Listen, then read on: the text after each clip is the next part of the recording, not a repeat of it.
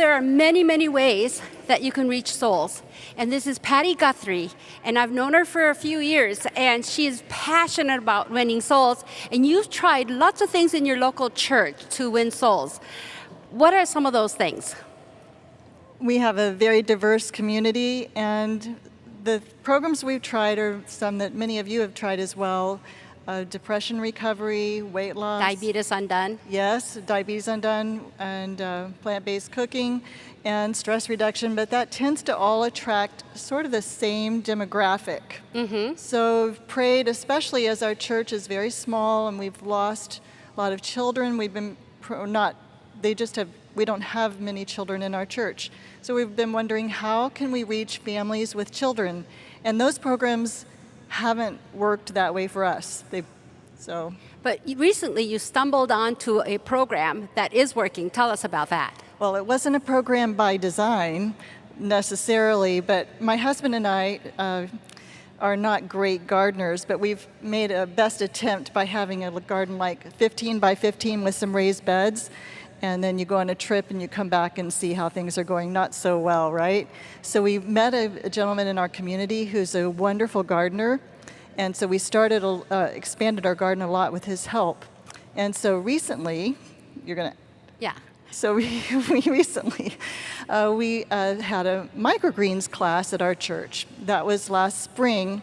My friend Diane did it, and I think microgreens don't take too much space. Exactly. I thought for people who are wanting to start with gardening, the microgreens is about easier than a lot of things. You know, you can do it in your house or over the winter. So there is a little flyer we did, and Diane did this great microgreens class, and you know, we had a full house, like a lot of people packed out our fellowship hall. People who hadn't come to the other programs. Yes, it was a whole new group of people. And afterwards, a couple of younger women came up to me and they said, "Oh, okay, so sorry. First of all, at the end of the class, I said, so we're starting a garden at our home and we'd like to invite you to come. If you'd like, to text me and I'll give you directions." And a couple of moms said, "Would you do something for children at your garden?" So we said, "Oh, very good. Sure. Answer to prayer." Well, yes, it was maybe premature to know where that would lead, but yes, we did have some children. I think we've got a slide on that as well. Yes, so a couple of the moms came, and they brought their children, and we have, new for us, chickens.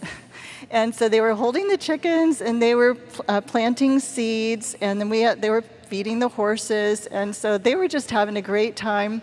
And they were not necessarily religious people, but I did mention to them that we have a Sabbath School program for children at our church, and they were welcome to come and visit. Did they?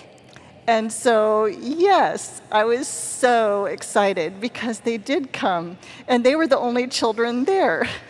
So the visitors were there, but they came again. Now, the one family, they don't live in our area all the time. They have a vacation home, but she's been texting me this summer, and she can hardly wait to come back to visit the garden as well as our church. Amen. So that's a unique, well, not a unique, but it's a different way of reaching your community. It is.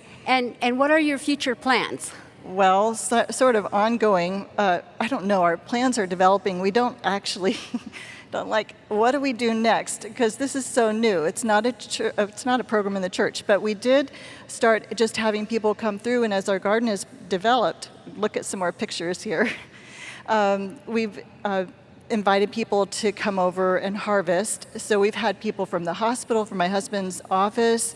Our neighbors are just coming over. We'll have times when they can come. We had a fall planting tips, a garden tips class that we had last week. And then through these contacts, I think we've had, like in the last couple of months, we've had more than 100 people who've come to visit our garden.